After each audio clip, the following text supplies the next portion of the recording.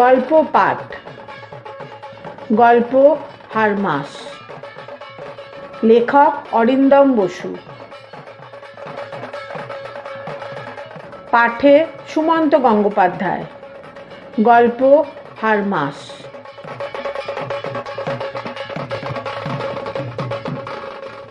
মুর সাহেবের রাস্তায় আজ গাজনের সং বেরিয়েছে। শিব চলেছে, পার্বতী চলেছে।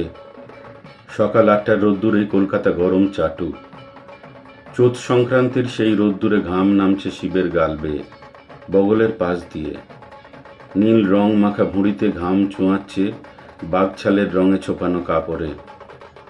পার্বতীর গলায় ফলস গয়নার ফাঁকেও বিজবিজে ঘাম। পাউডার গলে যাচ্ছে। পেটের কাছে ঝুলছে তাসা, তাতে কাঠি মারছে এক ঢ্যাঙা।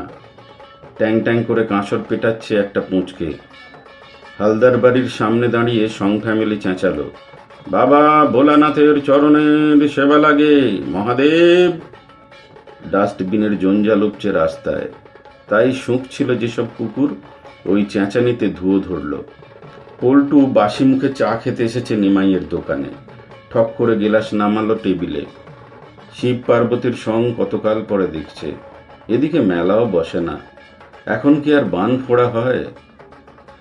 হালদার হার্ডওয়্যারের সুভাষ হালদার বাজারের ব্যাগ হাতে নাক কুঁচকে শিবের পাশ কাটিয়ে বেরোলেন। আগে লুঙ্গি পরতেন। ছেলে এয়ারফোর্সে চাকরি পাওয়ার পর থেকে সকালে সাদা গেঞ্জি, হাফ প্যান্ট, কেটস পরে ওয়্যারলেস পার্কে দৌড়ন। ওই পরেই বেরিয়েছেন। পায়ে বড় বড় লোম। ওকে দেখে কুকুরগুলো আরও গলা তুলল। হালদারের ঝি বেরিয়ে চাল আর আলু ঢালছে মালসায়। বড় বৌদি এমনি করে রেশনের ভাগের চাল, চিনি, গম আমার বউকে দেয় অ্যালুমিনিয়ামের ডেকচিতে। সন্ধ্যা বলেছিল মাপবে, আমি মানা করেছি। বোঝাই যায় কম দেয়।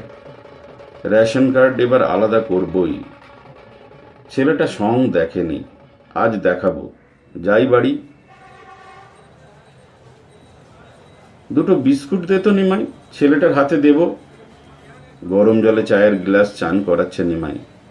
পয়সাটা দিয়ে যাস, বাকি রাখবো না। দেব দেব, তুই দে না। পল্টুর ডান হাত দুলে ওঠে।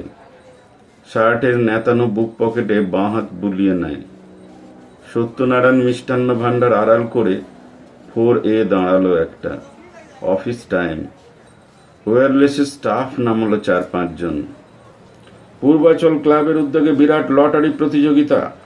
প্রথম পুরস্কার বাজাজ স্কুটার, দ্বিতীয় পুরস্কার। মাথায় চোং লাগানো অটো চেঁচাচ্ছে। পল্টু গাড়িটার পাশে পাশে হাঁটে। লটারিতে এসব কারা পায়? একটা টিকিট কাটবো, যদি লেগে যায় স্কুটার কিংবা ফ্রিজ। না, ওসব যারা পায় তারা লক্ষ্মী ঠাকুরের পেঁচা। সং দেখবি বাবলু? রাস্তায় বেরিয়েছে, যাবি? সং কি গো বাবা? কি গো বাবা? হ্যাঁ, চল দেখবি ক্ষণ। পল্টু ছেলের মুঠো করা ছোট হাতখানা ধরে। ঢং করো না আর। সন্ধ্যা স্টোভে ভাত চাপিয়েছে। বাইরে এই রোদ্দুর। ছেলেটার সর্দি গরমি হয়েছে এমনিতেই। স্কুলে যাচ্ছে না আর তুমি সং দেখাতে নিয়ে যাচ্ছ? মা, যাই না মা, আমি কখনো সং দেখিনি। যাই না। বাপের ধারা পেয়েছে দেখো। না বলেছি। পল্টু ছেলের হাত ছেড়ে দেয়। মাজনের গুঁড়ো ঢালতে গিয়ে টের পায় কৌটো প্রায় খালি। রাস্তার কলে মুখ ধুতে যাবে। জল চলে গেলেই চিত্তির। দাদারা অফিসে বেরোলে তবে বাথরুমে শুধুই সন্ধ্যা স্নান করতে পারে। বাবলুকে সকালে স্নান করায়। পল্টু শুধু পায়খানা যেতে পারে। এই অবধি দাদারা তাকে অ্যালাউ করেছে। স্নান তাই রাস্তার কলেই। মুখে মাজন। পল্টু ছেলেকে বলে, তোমায় আরেকদিন সঙ্গ দেওয়া বাবা, কেমন? সিএসসি স্টাফ বরদা অধীর গোস্বামী ডাইনিং টেবিলে বসে খাচ্ছে। সিঁড়ি দিয়ে নামার সময় পল্টু দেখল ব্রজেন গোস্বামীর মেজ ছেলে সুধীর কল ঘরে। জল পড়ছে ছপাত। টিনের দরজার তলা দিয়ে সেই জল ছিটকে আসছে। বিড়ি ফুঁকে দাঁতে পার্মানেন্ট শ্যাঁদলা, তার ওপরেই এতল বেতল আঙুল ঘষে। কলের এখানটায় দাঁড়িয়ে ছাতের ঘরটা দেখা যায়, ওইটা তার আস্তানা। হেসে ফেলে পল্টু, নিজের মনেই বিড়বিড় করে বলে, আস্তাবল, পলেস্তেরা নেই, সবজেটে ইঁট ছিড়কুটে মেটে রয়েছে, কেমন ল্যাংটো ল্যাংটো লাগে। দরজা জানলার খোপ আছে, আসল জিনিসগুলো নেই। জানলার জায়গায় হাফ পিসবোর্ড সাঁটা, দরজার বদলে পর্দা, সন্ধ্যার শাড়ি ফ্যাকাশে মেরে গিয়েছে। এক এক সময় আচমকা মনে হয় যেন বা সন্ধ্যায় ঝুলছে। ব্রজেন গোস্বামী বাড়ির ছাদ ঢালাই করে আর ছাতের ঘরটির মাথায় অ্যাসবেস্টাস চাপিয়ে চলে গেছেন সেই ৭৭-এ। তখন আমার ক্লাস 7। আরও ১.৫ বছর বেঁচে থেকেও মা আমাকে 8-এ ওঠাতে পারেনি। সেই থেকে ইলেকট্রিক কানেকশন দোতলার সিঁড়ি টপকাতে পারেনি। বড়দা ওইখানে ট্রাফিক কন্ট্রোল করেছে, মেজদা শিয়ালদা মেন সেকশনের টিটি। নিজেদের গোছানো সংসারের বড়বাবু তারা। মুদ্রা কথা যদিও ব্রজেন গোস্বামীর ৩ ছেলে ৩ ভাই এক ঠাঁই। এই যে আমার ক্লাস 7-এর পর পড়া হলো না, সে কি দাদাদের দোষ? বড়দার সঙ্গে আমার ডিফারেন্স 8 বছরের, মেজদার সঙ্গে 6। বোঝাই যায় ব্রজেন মাঝ বয়স পেরোতে গিয়ে একটা গোলমাল বাঁধিয়েছিলেন। দাদারা তার কি জানে? আমায় যে দালালি করে খেতে হয়, তাতেই বা তারা কি করবে? আজ এক পার্টি নবীন তুঙ্গর বাড়ির 1 তলার অ্যাডভান্স দেবে। তুঙ্গ বাড়িতে লোচনদা ছাড়া কেউ পার্টি ঢোকাতে পারে না। পল্টু একজনকে টুক করে পেয়ে গেল। ছোট্ট ফ্যামিলি। লোচনদা বলেছে বখরা 400 দেবে। টাকাটা খুব কাজে লাগবে, খুব। সাধন মিত্রর বাড়ি খালি হয়েছে, পুরনো ভাড়াটে তার তক্তপোষটা বেচবে। 900 টাকা, 300 দিয়ে খাটটা নিয়ে আসবে পল্টু। আজ পয়লা বৈশাখ, নতুন বছরে একখানা তক্তপোষ। পল্টু স্পষ্ট দেখতে পায় তক্তপোষের ওপর তোষক, তোষকের ওপর চাদর, চাদরে জঙ্গলের ছবি, জঙ্গলের ছবির হরিণ দৌড়চ্ছে। বাবা, ওই খাটে আমি শোবো। হ্যাঁ। বাবলু খাটের ওপর শটাং শুয়ে পড়ে। তুমি শোবে, মা শোবে। হ্যাঁ বাবা, চাদরে কেমন সুন্দর গন্ধ দেখো। একে ঘাম বুকে বসে যায়। তারপর মাটিতে শুয়ে বাবলু ঘং ঘং করে কাশতে থাকে। একরকম সারা বছরই ভোগান্তি। এবার তক্তপোষটা আনতেই হবে। পল্টু কুলকুচি সারে। কুঁদঘাট বাস স্ট্যান্ডের গায়ে ভারত মেডিকেল স্টোরসের চেয়ার, টেবিল, শোকেস সব রাস্তার উপরে, ডাঁয় করা ওষুধ। পাশ দিয়ে যাওয়ার সময় নতুন চুনের গন্ধ পেলে পল্টু। রাতভর আরও কত দোকানের কলি ফেরানো হবে। আদিগঙ্গার ব্রিজ পেরিয়ে উকিলপাড়ার রাস্তা ধরে সে। বড় বৌদির নামে জুয়েলার্সের নেমন্তন্নের চিঠি এসেছিল সেদিন। খামের ওপরে সিঁদুর ছাপ, গণেশের ছবি। সন্ধ্যার নামে কোনো চিঠি আসে না। দালালের বউ তো গয়না বানায় না। কিন্তু লোচনদার বউ তো গয়না বানায় পরে। লোচনদা ফ্ল্যাট বিক্রির দালালিতে নেতাজিনগর থেকে এবার হেবি ঝেড়েছে ওদের চোটে। তবে কিনা লোচনদা জন্মস্তক এই লাইনে। পল্টু 3-4টে খুচরো কাজে বেগার খেটে ঘা খেয়ে এসে পড়েছে। তার ভাগ্যে এসব নেই। কপালে সিএমডি এর ম্যান হোলের ঢাকনা চাপানো। পার্টি আসে, এক একটা 800-1000 টাকা ভাড়ার ঘর চায়। তাও যদি প্রথম মাসের ভাড়ার টাকা একা পেত। আসলে তো তার কোনো ধরা বাড়ি নেই, অন্যের সঙ্গে বখরার কারবার। জমির দালালিতে পল্টু ফেল। লোচনদা সাদা পাজামা পাঞ্জাবি পরে, বুকের ভেতর বাতাস খেলে। পল্টুর শার্টে ঘামের গন্ধ, প্যান্টে ঘাম শুকিয়ে নুনের ঢেউ। নবীন তুঙ্গর বাড়িতে গিয়ে সেই নুনের খানিকটা জিভেও টের পেল পল্টু। লোচন তো চলে গেছে ভাই। কখন চলে গেল? আমাকে রেখে লেনদেন হওয়ার কথা। এই তো আধ ঘন্টা হবে। ঘরের মধ্যে হবু ভাড়াটে নবীন তুঙ্গর সঙ্গে এগ্রিমেন্ট নিয়ে বসেছে। হাসি হাসি ভাব দেখিয়ে কথাটা ছেড়ে দেয় পল্টু। ছোপ ধরা দাঁত বের করে, বেশি হাসা সেফ নয়। লোচনদা কি আপনি টাকা দিয়ে দিয়েছেন? হ্যাঁ, আমি তো বলেইছিলাম এগ্রিমেন্টের দিন দেব। পার্টি বলে। সিধে হরিদেবপুর গেল পল্টু। লোচনদার ভাইয়ের বউ বেরিয়ে এলো। ওরা তো নেই, দাদা বৌদি ওরা সব লিলুয়া গেছে বৌদির বাপের বাড়ি। বৌদির ভাইয়ের নতুন দোকান খুলবে কাল। লাভ নেই জেনেও পল্টু বলল, আচ্ছা লোচনদা কিছু বলে গেছে? মানে কই না তো, কিছু বলার কথা ছিল। ফেরার সময় গোটা রাস্তা লোচনকে মনে মনে খিস্তি করল পল্টু। শালার দোকানে হাল খাতা। লোচনের যদি আমাশা না হয় কি বলেছে পল্টু। সাধন মিত্রর বাড়ি থেকে ভাড়াটে চলে গেছে দিন 10 আগে। উনি আবার চৌত মাসটাস মানেন না। তার তক্তপোষখানা রয়ে গেছে শুধু। বৈশাখে নতুন ভাড়াটে ঢুকবে। সাধনবাবুকে অনেক বলে কয়ে খালি করে খাটটা রাখতে পেরেছিল পল্টু। এবার কি করা যায়? কিছু করার নেই ভাই, তুমি তো টাকাটা দিতে পারছো না। আজ ডেট দিয়েছিলে, বুঝতেই পারছো। নিজের শালা চেয়েছে তক্তপোষটা। এখানেও শালা কেস। পল্টু বলে, আমি কয়েকদিনের মধ্যেই আপনাকে পেমেন্ট করে দিতাম কমলদা। ওটা আমার খুব দরকার ছিল। মাটিতে শুয়ে ছেলেটার খুব ঠান্ডা লাগে জান। একেবারে নতুন তক্তপোষ কিনলে খাবো কি বলুন? দরকারের সময় বাড়িটা তুমি দেখে দিলে, ভাবলাম ঠিক আছে কার্ডটা তোমাকেই দেবো খন। আমার নিজের শালা, সে ক্যাশ দিচ্ছে। হ্যাঁ, সেটা বড় কথা নয়, আসল হলো কথার দাম। তাছাড়া ওরও খুব দরকার। টিভি ভিসিআর সারায় তো, বড় তক্তপোষ হলে তার উপর রাখতে পারে। হ্যাঁ, দামি জিনিস সব। মেঝে থেকে ড্যাম্প ওঠে। সাধন মিত্র তালা হাতে দাঁড়িয়ে এসব কথা শুনল। ভাড়াটে খাট নিয়ে যাচ্ছে, তার কি বলার আছে? ঠেলা এসে গেছে। 2 ঠেলাওয়ালা বেজায় ধস্তাধস্তি করছে। খাটের পায়া দরজা দিয়ে বেরোতে চায় না।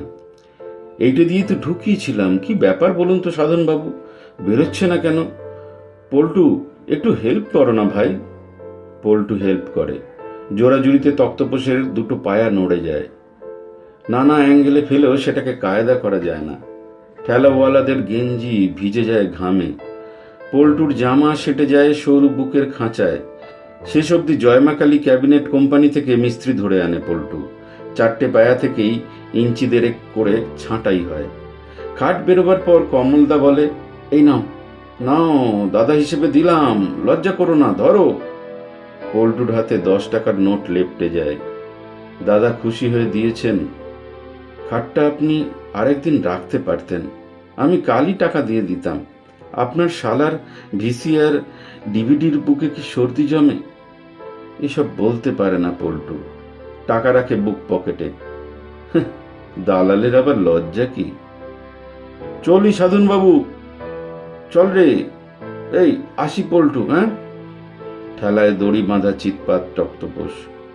ওই তক্তপোষে দামি ভিসিপি, টেপ, টিভি আরো কত কি থাকবে। আপন শালাকে দিলে কার কি বলার থাকতে পারে? সাধন মিত্রর বাড়ি থেকে বেরোতেই রাস্তার উল্টো দিকে ITI। প্রমোদ ডাকলো পল্টুকে। কিরে, লোচনদা তোকে মাল দিয়েছে? না, কেটে পড়েছে লিলুয়া। তক্তপোষটাও হাতছাড়া হয়ে গেল মারি। তুই একটা আস্ত গাড়ল, দালালি করতে এসেছিস, বাড়ি গিয়ে গাব জাল দে। আমার দ্বারা হবে না রে, তুই একটা কাজ দেখিয়ে দে না। সব কাজেরই তুই আঙুল চুষবি। তোর যা বয়স, তার অর্ধেক সময় ধরে লোচনদা দালালি করছে। ও টাকা বের করতে দেখবি সোল ক্ষয়ে গেছে। পল্টু পায়ের হাওয়ায় স্যান্ডেলের দিকে তাকায়। পিচ গলে আটকে আছে। এ তো ক্ষয়ে আমসত্ব মেরে গেছে, আর কত কইবে? এভাবে হয় না রে প্রমোদ। ছেলেটা বড় হচ্ছে, ক্লাস 1 হলো, প্রেস্টিজের ব্যাপার।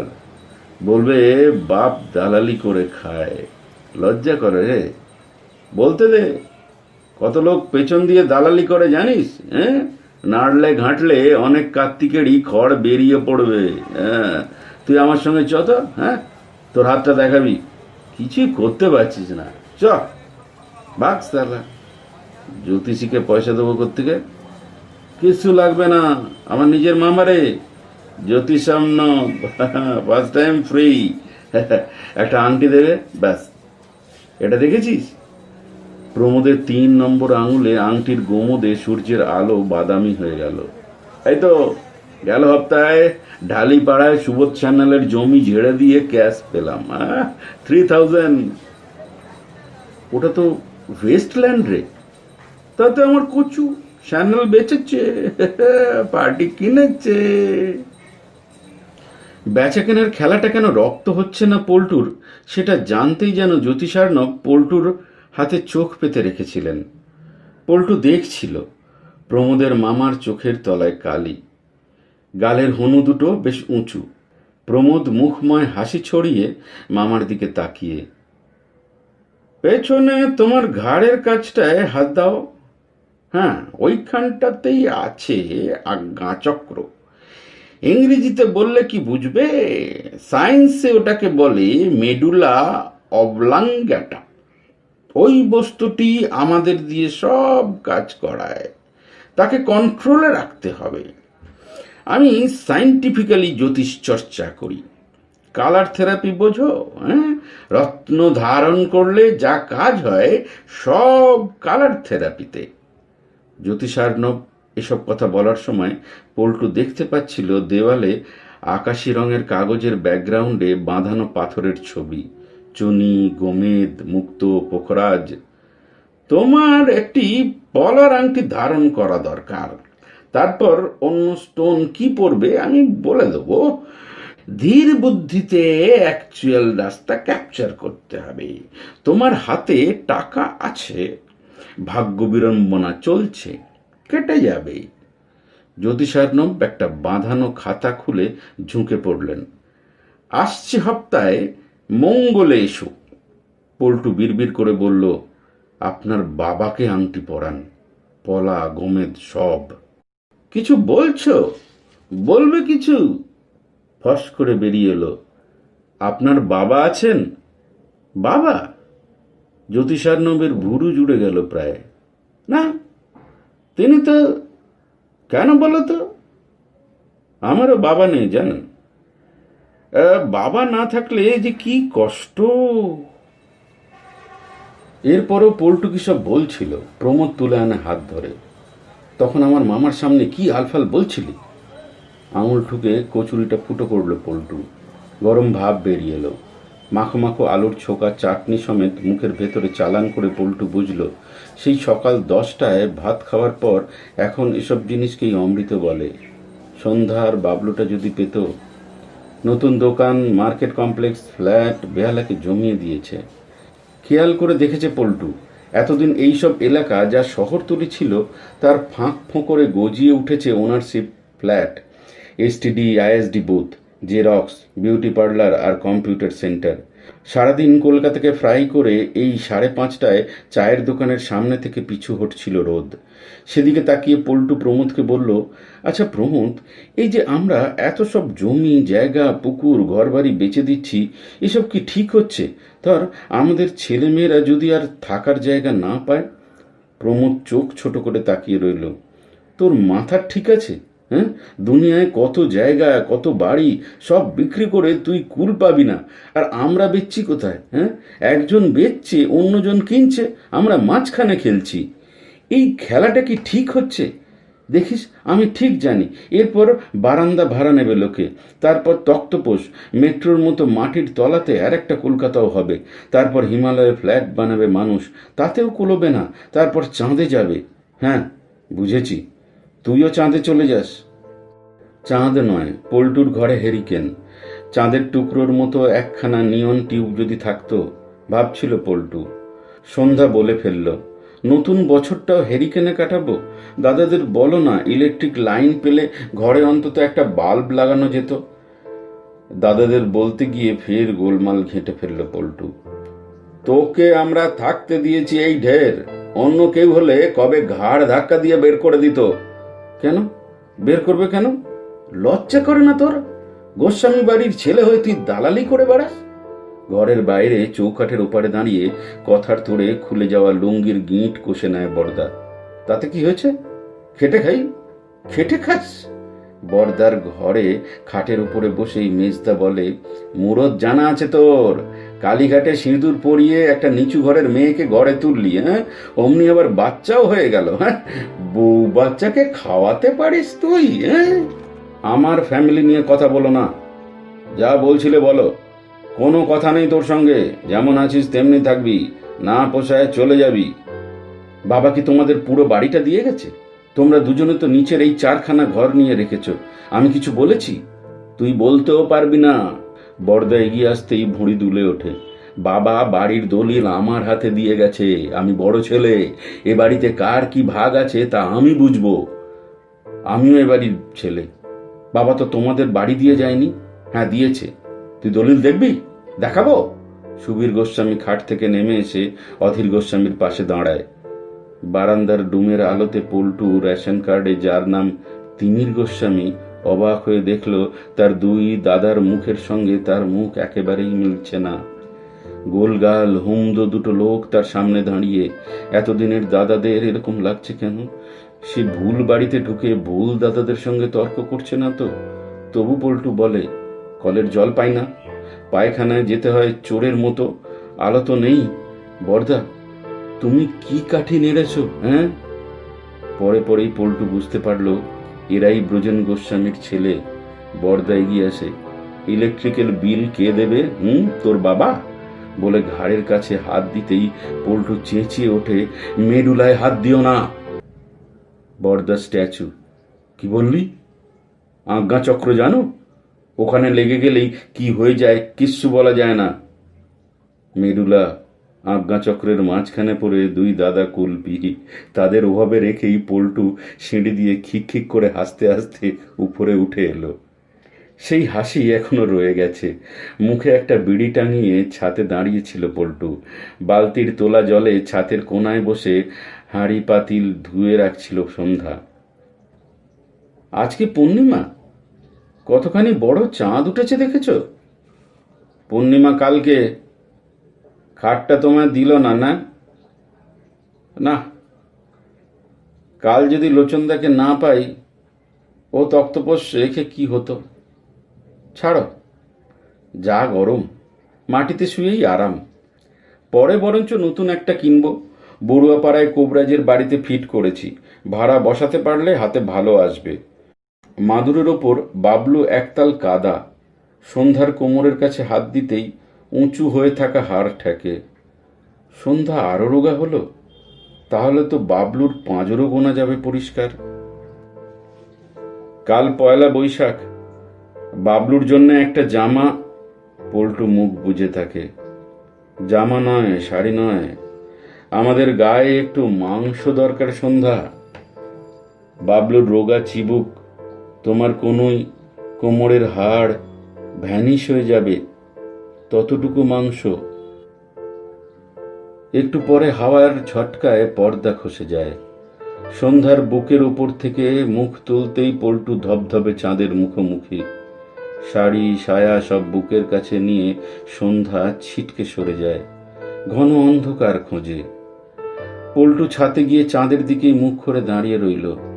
চারপাশের বাড়িগুলো জ্যোৎস্নায় মোলায়েম দেখাচ্ছে। গাছ, মাঠ, ওয়্যারলেসের টাওয়ার সব যেন সিমেন্টের বাগান। সকালে এগুলোকে হাড় পাঁজরার মতো দেখায় কেন? কলকাতাও কি রোগা হয়ে যাচ্ছে তাহলে? সেই কলকাতাকেই ছাল ছাড়িয়ে কেটে কুটে বিক্রি করে দিচ্ছি আমরা। কলকাতার গায়েও মাংস লাগা দরকার তবে। মানুষের শোয়া বসা থাকা খাওয়া আড়ালের জন্য এত সব বাড়ি। ওই সব বাড়ির অনেক ঘরে নীল আলো, পাখার হাওয়ায় ফুলে উঠছে মশারি। ওইসব মানুষ ব্যাংকে টাকা রাখে, বাজারে ভালো মন্দ কেনে, রুমালে মুখ মোছে, জুতো চকচকে রাখে, মাঝে মধ্যে বেড়াতে যায়, সব গোছানো। একেই বলে ভাগ্য। ছাতে দাঁড়িয়ে কি করছো? ঘরে এসো। সন্ধ্যার কথা কিছুই কানে পৌঁছল না পল্টুর। সে হাতের চেটো চোখের সামনে মেলে ধরে মন দিয়ে কি যেন খুঁজছিল। ভাগ্যরেখা কোনটা? স্বাস্থ্যরেখা, আয়ুরেখা, মঙ্গল, শুক্র, চন্দ্র, এরা সব কোথায়? চাঁদের এত আলো, তবু একটা লাইনও চেনা যাচ্ছে না কেন? কি দেখছো কি? শোবে চলো। পল্টু নড়ল না। সং হবে সন্ধ্যা, সং। আমি শিব, তুমি পার্বতী, আমাদের কেউ ফেরাবে না। চাল, আলু, পয়সা এসব পাওয়া যায়, শাড়ি কাপড়ও পাওয়া যাবে। আমি আর তুমি বেরোবো ভোলানাথের চরণের। বাবলু কাশছে। সন্ধ্যা পল্টুর হাত ছাড়িয়ে ঘরে চলে যায়। ঘুমের মধ্যে কাশির সঙ্গে কাঁদছে বাবলু। সন্ধ্যা হ্যারিকেন জ্বালালো। বাবলুর কপালে, বুকে, গলায় ঘাম চিকচিক করছে। মুছিয়ে দিতে গিয়ে ছেলের বুকে হাত দিয়েই পল্টু বুঝতে পারে হাড়ের এইসব ফাঁক ফোঁকর ভরাট করার জন্য মাংস দরকার, অনেকটা বেশি করে। যদিও তার জানা উচিত কোনো সিমেন্টের বাগানে মেঘ, রোদ, আলো, হাওয়া লাগানো যতটা কঠিন, হাড়ের কাঠামোয় মাংস জুড়ে দেওয়াটাও ততটাই।